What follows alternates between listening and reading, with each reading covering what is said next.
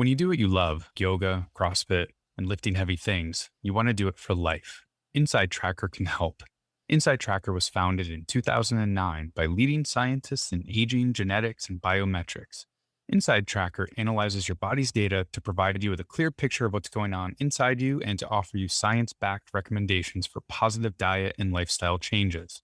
Then Inside Tracker records your progress every day, every step of the way towards reaching your performance goals and living a longer, healthier life. For a limited time, you can get 25% off the entire Inside Tracker store.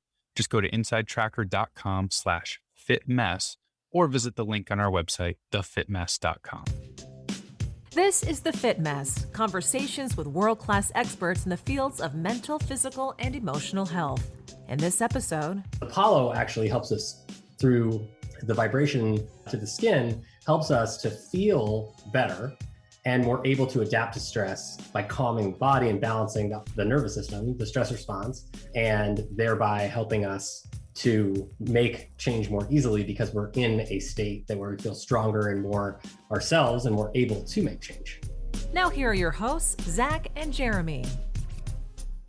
Hi there, and welcome to the Fit Mess podcast. So great to have you with us here, where this week we're geeking out again. There's just so much technology available these days to help you feel better, live better, and be better.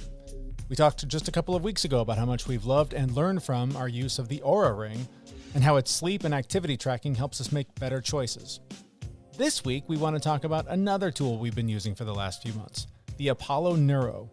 It is a scientifically validated wearable technology that uses gentle vibrations to improve your resilience to stress so you can get to sleep, focus, recover, and more. In just a few minutes, we'll be joined by the co-founder of Apollo Neuro, Dr. David Rabin. We'll talk to him about why he developed this incredible technology and the many ways it can help you live, feel, and be better. I'm curious how you use it, Zach. What problems do you have that it helps you solve? Well, the list of problems is really big. It The doesn't list of solve problems you all have of in them. general is Yeah. pretty long, yeah. It is. It is really big. Oh, it's far too big. It's overwhelming. I think we have a show on that. I think so. Anyway, yeah, no, I use my Apollo band for when I have to have conversations with people. So like I was using it for job interviews prior to this, and even still with it, I would do all these breathing techniques and things like that before an interview or having a conversation with somebody that I'm nervous about or a presentation that I had to do. But then once I get into the presentation, like I would just forget the breathing and not do the things I need to. But with the band on, it actually keeps me stable through the entire conversation. So I love that part of it. Yeah, I'm using it now, and I do. We've had these things for months now, and every time we record, I throw it on, and every time we do an interview, I throw it on, and I always have it in the social and open mode, because for me, being social and open does not come naturally. That's not just part of my DNA. So any help I can get nudging me in a direction that makes me more social and more open, I can definitely use that help. The other thing I primarily use it for is sleep. It's pretty remarkable. When just being honest here, when I first started using it, I was excited about the sleep mode because I thought, this is great. This will really help me sleep. And it actually made my sleep worse for probably the first week that I tried it. Yeah. Like noticeably. I was like, wow, I just was not sleeping enough. I'd wake up a bunch during the night, felt bad when I woke up. But I was like, I'm not giving up on it. I'm going to keep trying. And I stuck with it. And now, especially since a couple of weeks ago, we were talking about the Oura Ring and measuring and tracking all of our sleep results, I can see a noticeable difference when I use it to help me sleep at night. So I use the full 2-hour mode all night to help me get better sleep. And I can see the numbers improve. The heart rate variability improves. The amount of sleep that I get, all of it is better when I'm wearing this thing. So the two pieces of technology that we've talked about in the last 2 weeks really play very well together. And so those are the main two things that I use it for. And again, a huge noticeable difference. Yeah. So use the social and open. I usually use the calm and focused one, which it gives me the same feeling as like doing 5 minutes of box breathing. Mm-hmm. It's very, very cool. I love that. I generally get better sleep when I'm wearing it, but I do have a weird problem in that it almost gives me insomnia. I can't fall asleep very quickly. So Really? So I actually showed my wife how to use it, and I would leave it off, and because she always comes in after I'm asleep. Uh-huh. So I showed her what to do with it, and I'd fall asleep with it, and she'd come in and fire it up while I'm sleeping, which occasionally woke me up. But once I'm asleep, I'm fine. That's funny. Anything that keeps my mind going keeps me awake. So. Yeah. Speaking of it being useful for the social and open stuff, whenever people are coming over or I'm going to any kind of a social function or have a work meeting or something, the work meeting is not the best example, but what it reminds me of is how I used to feel, what feels like years ago now, like I needed a beer to interact with other people. How it was just sort of that, like, help me let my guard down. And I feel like this has a similar effect where it's not like it changes my personality. It doesn't totally change who I am. It's that little nudge. And part of it, again, maybe it's just the fact that I'm putting on and I'm pushing a button and it's helping me set an intention to be more social and to be more open. But the science says that the vibration that it's giving your body is also contributing to all of the things that you need to actually reach that more relaxed space and that ability to be more social and interact with people. Yeah. And again, I can't say it enough. What it does a lot of the same things that breathing techniques and the relaxation pieces that I've learned over the years do, but it allows you to continue interacting, continue being you, and you have the benefit of all that stuff going on in the background, and you don't have to think about it. It truly is amazing. It's that thing where you don't always have time to listen to a relaxing song. You don't have time to do the breath work. You don't have time to meditate and get into a space where you're ready to go and interact with somebody or focus on whatever task at hand. So you throw this thing on and it just sort of helps accelerate your ability to get into that mode. Yeah. And we both know I just need all the help I can get. So I wear this thing every day. I've got to find ways to clean the band because I wear it so much that it's probably a little gross, to be honest. I gotta clean this thing. But yes, it's incredibly helpful. And so I had so many questions about how it does what it does, why it does what it does. And I was very lucky to talk with Apollo Neuro co-founder, Dr. David Rabin, about how it does what it does. Well, let's start really simply. What is the Apollo Neuro? What does this thing do? So Apollo is a wearable technology that is the first of the third and newest, most current generation of wearable technologies that delivers a therapy through the wearable to the body.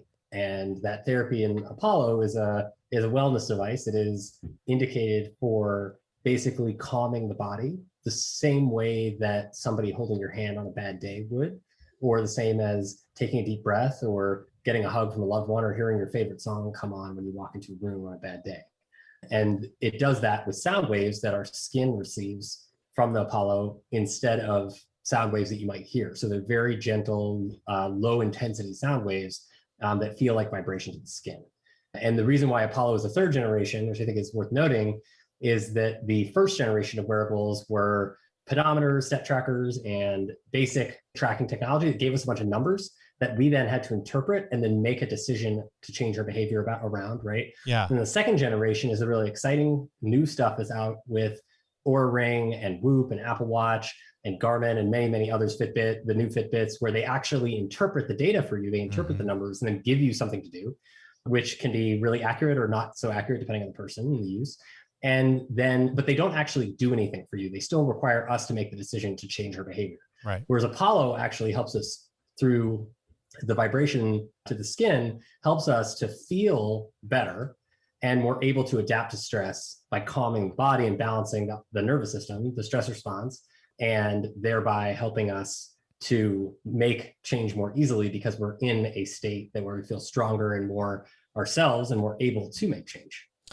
That's something I think that has been talked about before. I'm not the first to bring this up, but the fact that this does not tell you what to do. It's not tracking anything. It doesn't keep track of how far I've walked or anything. This is literally, I guess, manipulating, for lack of a better word, my mood and helping me to manage my stress. Is that a fair description? Yes, with the exception of the word manipulating. Yeah, I was wrestling with that word. Sorry. No, it's okay. And the reason is because, maybe it's a little nitpicky, but we deal a lot in words, and manipulation implies that this is doing something to you that might be against your will or against your best interests or against what you want to do. And it's really quite the opposite in that Apollo makes it easier to do what you're trying to do. So by calming the stress response, what we call the sympathetic fight or flight response, which is active a lot of the time. It's meant to be active when we're running from a lion, or we're running out of air, or we have lack of food, shelter, et cetera, type of stress. But when we're getting too many emails, or getting overwhelmed from work, or too many responsibilities, or the news, or whatever, or we're in traffic, that's not when we want that survival sympathetic fight or flight response to kick in. And so Apollo, just like soothing touch or deep breath, reminds us that we're safe and we're not actually running from a lion, because we have time to pay attention to the feeling. And then that brings us back into the present, centers the mind back in the body. And that helps us transition from any one state to another, from wake to sleep, sleep to focus, bored to intensely focusing or meditating. Right. And it just kind of helps smooth out the transitions. Sure. So I'm wearing mine right now, and I've got it on the social and open mode. So what is it doing for me to help with this scenario? And how would this help someone who is otherwise kind of anxious in social situations or whatever? What is it actually doing to my body? So I'm using the same mode, by the way. Oh, I use funny.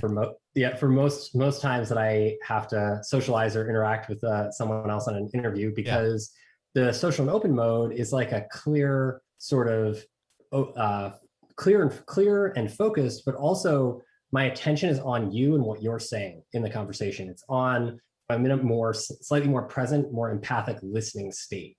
And the best way that I can describe this to you is what I was like when I had a slight fear of public speaking before Apollo, which was that I would get on stage, or I would get into a discussion like this where I knew lots of people were listening, and I would be spending my time thinking about what the person I was talking to, or the people I was presenting to, were thinking about what I was saying when I was saying it. Right? Which is the biggest mistake and first mistake to make, that most of us make when we're doing any kind of public presentation. It's the same in social situations where we're trying to make friends, and we spend most of the time, instead of being ourselves, we're thinking about what somebody else is thinking about, how we're acting or speaking or what have you. And that, of course, makes us seem nervous or standoffish, and it takes attention away from what we actually want to be doing, which is focusing on having an empathic conversation with someone, or giving a talk or presentation or what have you. So the Apollo facilitates, just as if taking a deep breath would do in the same moment. It helps remind us that I'm just having a conversation.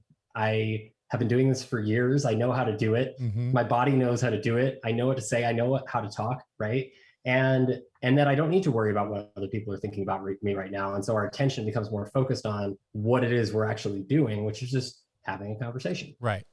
Now, I love mine. I've been wearing it for several months, and I've felt the differences. But it's interesting. I've heard you say on just now in other interviews that it's similar to taking a breath. So why is it beneficial for me to wear this device rather than to train myself? Hey, just take a breath when things get crazy.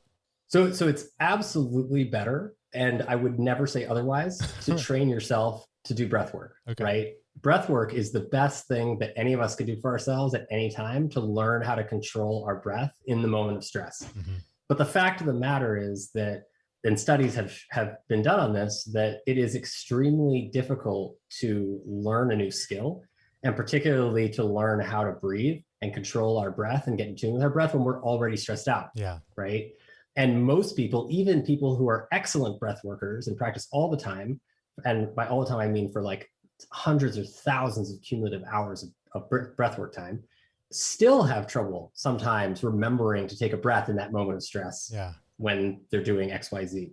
And so breathing is absolutely one of the most important skill sets that we have to work on for our own health.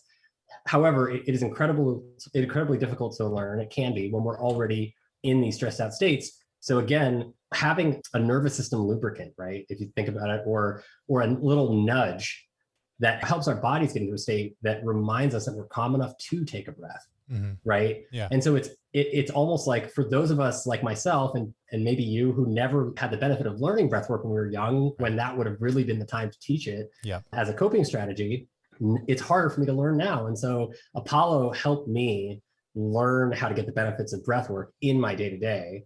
And then that makes it easier for me to teach myself how to breathe in those moments of stress. So now I've been using it for years, right? And it's actually trained me to be able to access those states of calm or flow, whatever you want to call it, clear and focused, what have you, in the moment, without requiring it as often. It's been very much like a training tool, which is really interesting. So it didn't exist until you made it, and I understand you and your wife developed it together. Is that correct? So this didn't exist, and you have used it as a tool to help yourself. How did this come to be? What made you decide this is something I need to put into the world? So I think it started, and you're right, Catherine, my wife, is the CEO and the co-founder of Apollo with me, and without her, this really wouldn't exist, because as much as I might be talented in the sciences and the medicine world, I knew very little about business before we started this work. And her brilliant business brain and tenacity really helped move this to another level, where it's now an actual product that you can purchase, which is pretty incredible. Yeah. But this started originally at the lab in the University of Pittsburgh. Between 2014 and 2018, I was researching chronic illnesses and with a focus on chronic illnesses that typically didn't get better over time with the standard treatments. And the folks that I was working with were a lot of folks with PTSD, post-traumatic stress disorder, which was above and beyond the most common population that I saw. And many of these people were veterans. And I also worked with a lot of people, and many of them also had substance use disorders and depression. And then there were folks that had depression who also had these trauma histories. And ultimately, none of these people were getting better with the treatments that were being offered them. And I went back and looked at the literature. I was not the only person who was seeing this. It was very clear that in the literature in psychiatry, antidepressants and most of the treatments that we have available that are the recommended gold standard treatments, even psychotherapy, because of how much work it is, only are successful 50% of the time or so. And that's not a very good number, right? For long-term success, where people don't have to take medicine and ideally they don't have to take medicine every day, right? There's years where they're symptom-free or mostly symptom-free without medicine. And that just doesn't happen in these folks. And that's unfortunate. And so it forced us to ask the hard questions, right? Of maybe, are we thinking about this the right way? Are we thinking about stress and trauma the way that makes sense if these medicines aren't working? And perhaps there's a more fundamental way to look at this, where we look at the stress response system. And because stress always makes all of these people's symptoms worse, right? Right. And stress always makes it harder for them to recover. And so we started to look at what made them feel not stressed, what made them feel safe. And it was the breathing, the soothing touch, the empathic listening with another human being, where they really know that they're being heard in a non-judgmental way, right? And those kinds of experiences. Soothing music was a huge one for these people that really made them feel good. And many of my patients just listen to music all the time because it really helped them feel calm in lots of different situations. And so we started to basically just dive into all the literature about this and start to understand, how does the nervous system respond to these things? How does it respond when we deep breathe? How does it respond when we are experiencing soothing music, soothing touch? And what happens to the stress response system? And it turns out there was quite a bit known about that.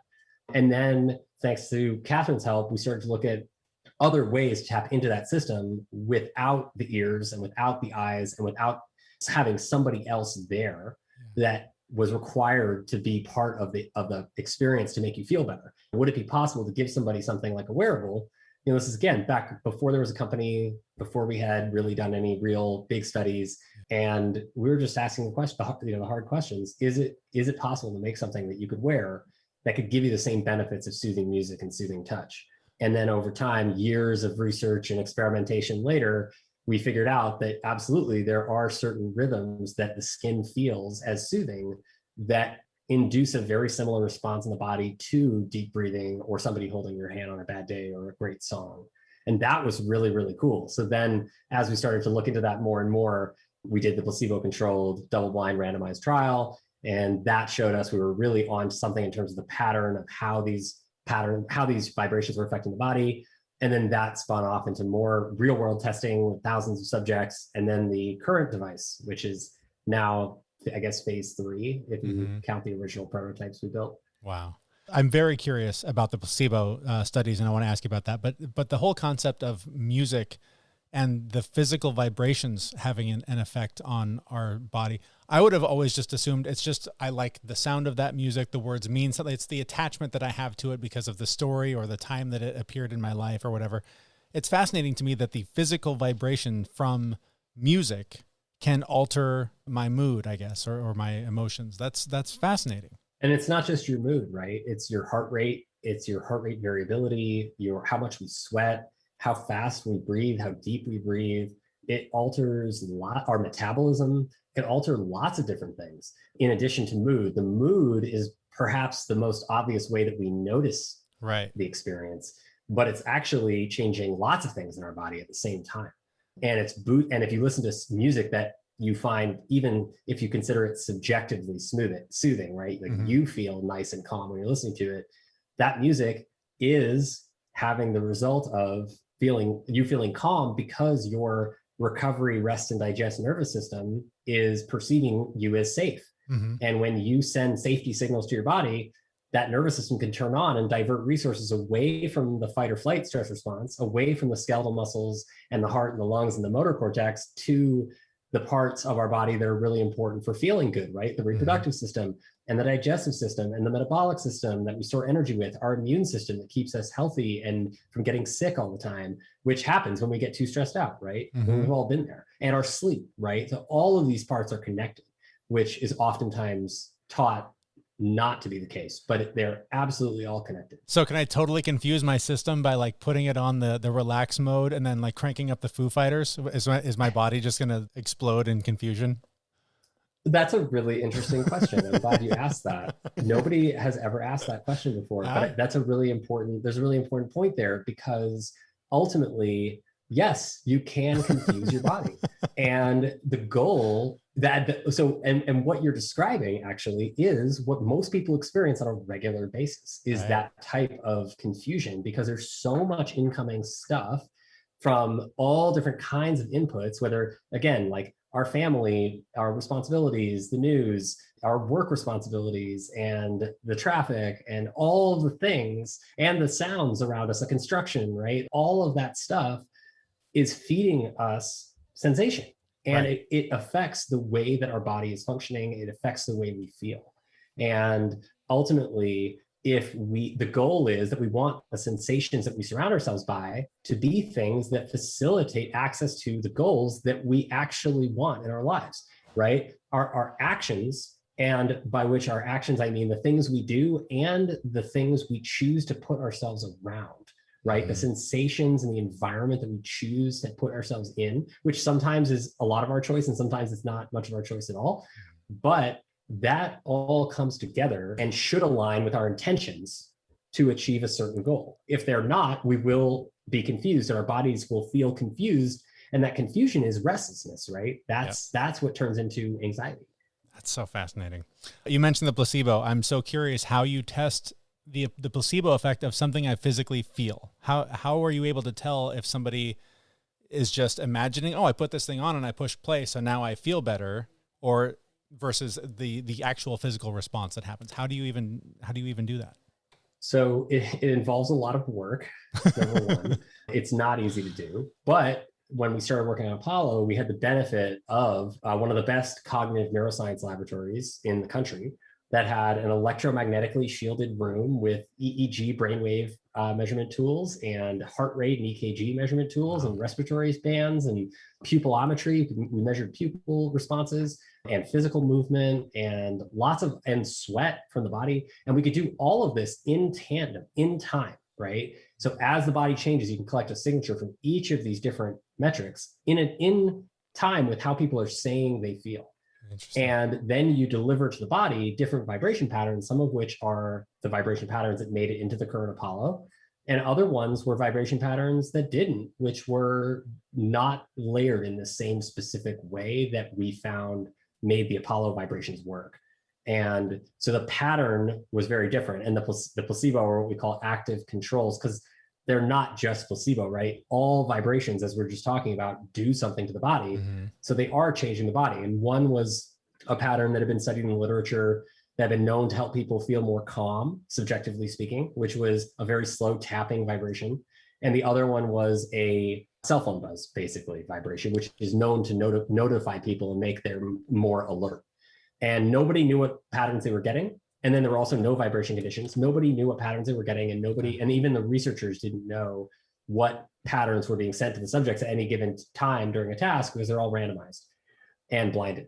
And so each user would then go through the same same cognitive tasks over and over and over again and do each condition multiple times with all of these different patterns of vibration or no vibration or Apollo vibrations. Yeah. Interesting. You mentioned tapping, and that is something that I haven't gone to someone who facilitates the tapping therapy, but I've read a little bit and done just very 101 stuff on myself. Is there room for that in what you're developing? Do you see a way to blend sort of that tapping therapy with what you're doing? Is there another device that could be developed that does what tapping does? It's a good question. We have, I mean, so one of the other ways that I think tapping is referred to is EFT, Yes, which is an emotional freedom technique. Yes. And it works in a similar way to the way that Apollo works in terms of calming and moving things around in the body, in the nervous system. However, tapping is often very local to the body, certain locations of the body, and I think it's a lot of it from my so-so knowledge on the topic, admittedly, is that it's based on some of the Chinese medicine meridian systems and where they believe energy flows through the body and can get trapped from whatever different kinds of things, stress, inflammation, et cetera. Sure. And so the thing that we really tried to do with Apollo was make it non-local, right? We wanted to induce a full body effect that you would perhaps even notice in your mood or in your attention or your ability to focus or feel clear, without it having to be on any specific part of your body, right? And tapping is very local to a specific part of the body. Right. So Apollo can be worn on the wrist, can be worn on the ankle, you can put it on your chest, you can put it on your neck, your back, your head. People use it on lots of different locations and get benefit from it. It's non-local, right? And so that actually was something that, we had to choose in terms of the effect. All of that being said, what's interesting is we have some EFT practitioners using Apollo with their clients, and they do combine well. So that is interesting. Yeah, that is interesting. You have done tons of work researching stress this last 18 months, 27 years, whatever it feels like it's been. Have to have just been doing extraordinary damage to all of us on a level we'll never understand. Can you try and put into perspective what the pandemic, multiple lockdowns, political strife, racial reckoning, like everything that we have gone through in the last year and a half?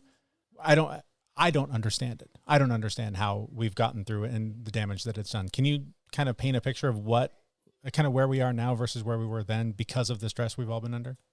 I can do my best. It's a simple, 30 seconds, please. I think so.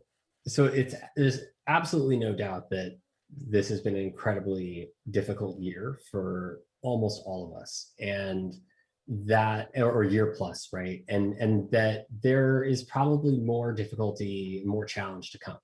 That being said, the humans, as we are, Homo sapiens, are the most adaptive creatures on the face of the earth. We are the most resilient, the most able to bounce back and overcome challenge, and in large part do so by working together, through our collaborative nature is actually why we've been able to overcome so much more challenge than any other species, which is pretty incredible. That is something that we can't forget when all this stuff is going on, right? There's all of this craziness in the world that's going to happen, and that's happened, and that's currently happening, that is going to continue to take our attention away from the fact and that we are super adaptable creatures, right? And this is, if you're gonna narrow down humanity to one thing, to really like one core strength, it is is adaptability, adaptation. So ultimately, these stressors, these challenges that we face, many of us have challenges in common. There are also many times where those challenges feel incredibly unique to us. And I think the solace that I can offer is that everyone is challenged in their own way, and those challenges can be also seen as opportunities to grow from. For sure. Without challenge, it's really, really hard for us to grow and to become stronger. And no matter how I don't know how to say. You can swear. Go for it. No matter how shitty our experience might seem in the moment, there are always things that we can take away from it that we sometimes don't realize and for a long time that are incredible learning opportunities to become stronger, better versions of ourselves. And again, these are things that we may not be able to see in the moment, and oftentimes we can't, but they're always there. And it's really our goal. I think the goal is to do everything we can to support each other and to get through these challenging times, right? Humans are incredible adapters on our own, but the reason why we are the governing species of this planet is because we work together. And that's our arc. That is the thing that we do better than anyone else. And that's what we can't forget. So the biggest damage that's being done right now that I think, is I'd be remiss if I didn't mention is division in and of itself, the polarizing division that is going on to separate us, to make us feel like some of us are better than others, or some of us are right and some of us are wrong, or whatever, is really the most damaging thing, because that is what stops us from accessing our true strength, which is collaboration. Yeah. And we have an entire part of our brain, an entire strip of our brain that most other animals don't have, that is entirely dedicated to empathy and collaborative connected work. And that's called the insular cortex, particularly the anterior insular cortex, which is one of my favorite parts of the brain. But as you might be able to tell, but this is, it's a hard question, but I think thinking about it from the standpoint of evolutionary biology and why we are the way we are and how we got here is really important, because that's how we remember who we are and what our roots are and what our real ability is to overcome these incredibly difficult times that we're in right now. That's a great answer. And I'd like to end there, but I did want to ask you one more thing if I can. And it's just, you've mentioned breath work as a vital tool to manage wellness. Obviously the Apollo band is another tool. What are like 2 or 3 from really basic to kind of extreme, you'd have to go somewhere special, things that you would suggest people try to sort of manage their stress levels? So I think, so of the easy things to do, I would say Apollo and soothing touch are the 2 best things, hands down, of the easy stuff to do.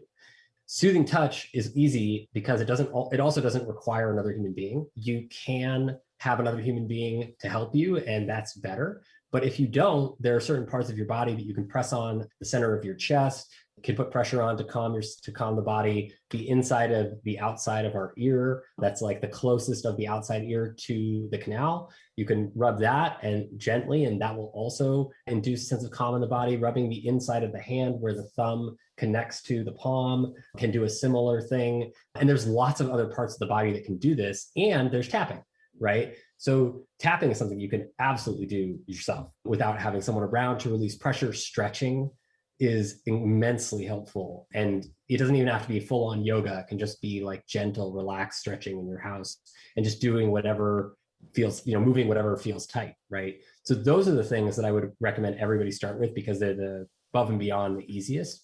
I would actually put breath work next, up there on the scale of easy to hard, because breathwork does require a lot of discipline and time and attention, but you can start doing it any time.